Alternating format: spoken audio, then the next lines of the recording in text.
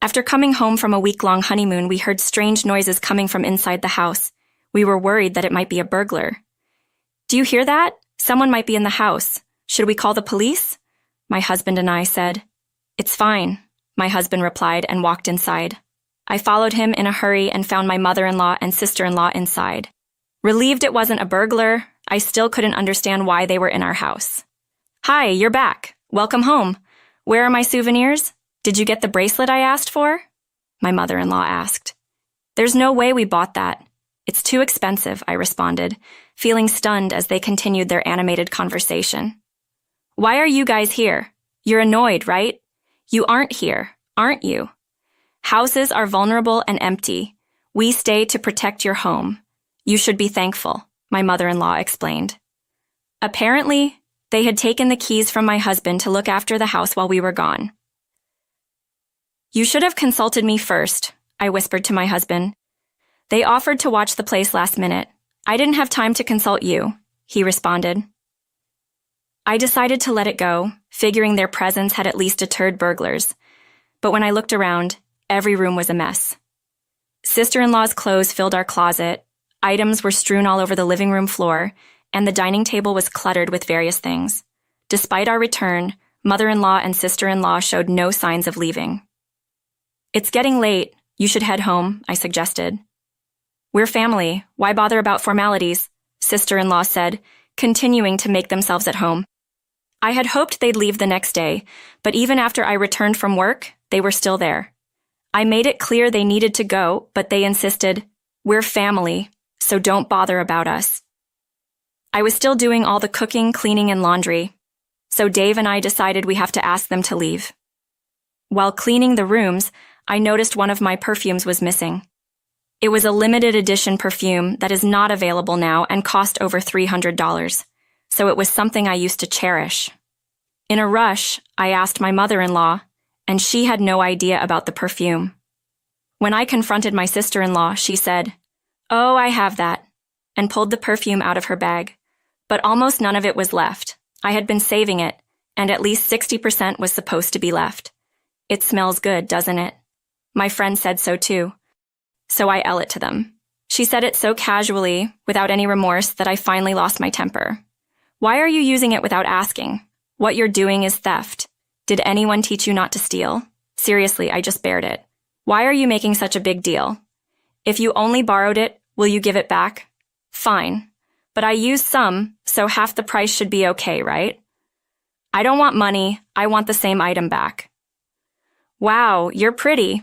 It's just perfume. I know your brand. It's not that expensive," she said, checking the price on her phone. "What? Why is this so expensive? Spending $300 on perfume is stupid. If it's so important, lock it up." She seemed flustered, realizing it was more expensive than she thought. "It was important, so I only use it at home. I never thought I have a teeth as a relative who barge in and use my things." "Don't call me a thief for using some perfume while we are arguing." Dave came home. "What's all this noise?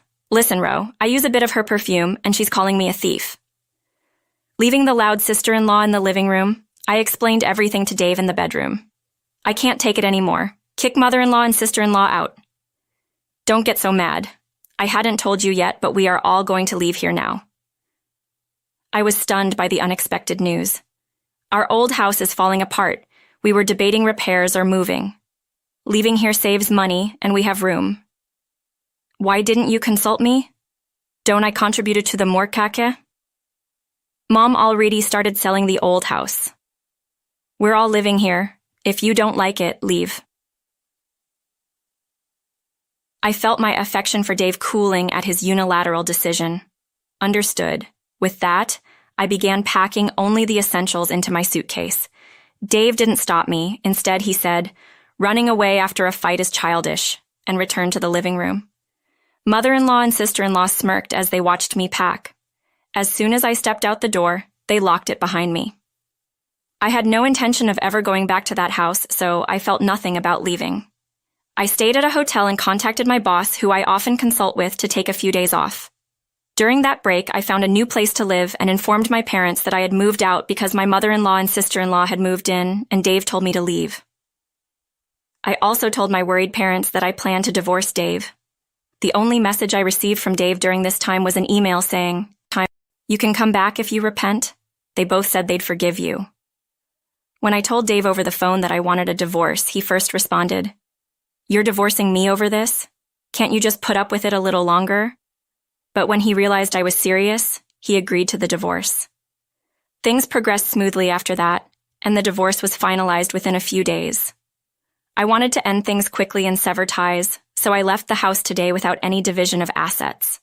Although we had been married for less than a year, the divorce led to concerned questions from friends and those around me. The old me might have said it's nothing and kept quiet, but I was over it and told everyone what had happened. Everyone was sympathetic and supportive, so I'm glad I spoke up. Living alone now, I no longer have to spend time on household chores and can focus more on work. I came up with 3 times the usual number of projects and even offered support to those who were struggling.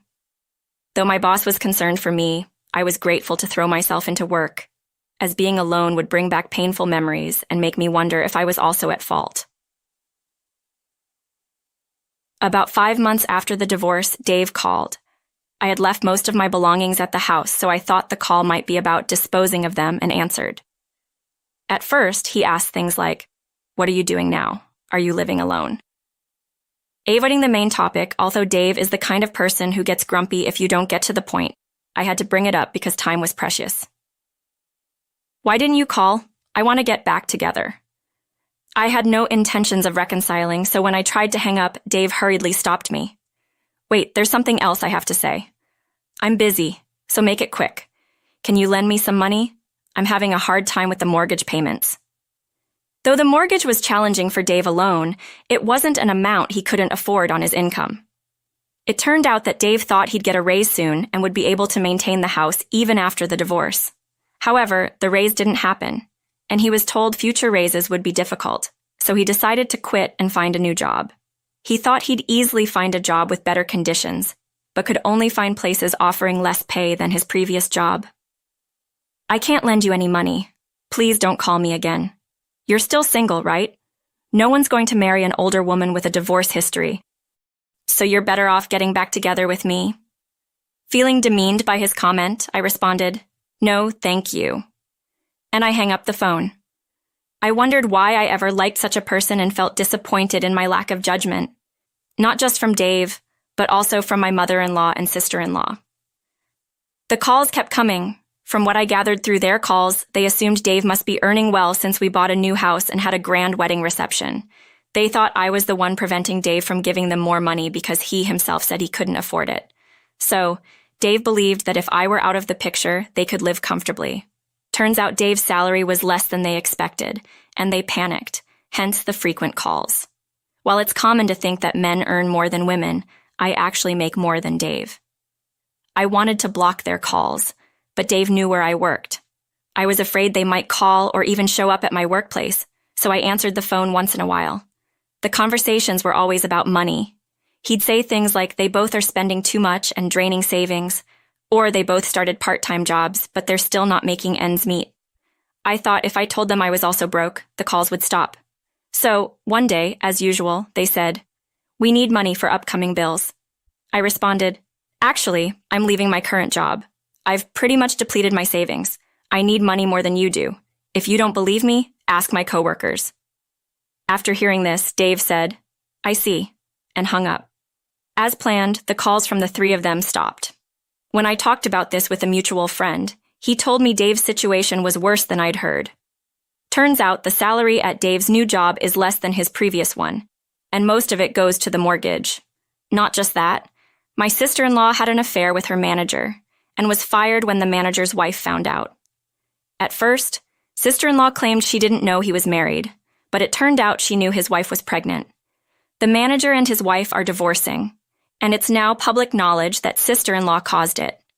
She hasn't found a new job and has lost friends. Dave is paying off loans and barely making ends meet. Mother-in-law keeps complaining that their friends have grandchildren, while her children are single and broke, leading to daily arguments. Our friend said Dave thinks he's unattractive since the divorce. But he looks so run down and older than his age. There's no way he's getting any attention. Because I shared the reasons for our divorce, this friend is the only person still speaking to Dave. He tells me everything because he has no one else to talk to. This is the friend who introduced me to Dave.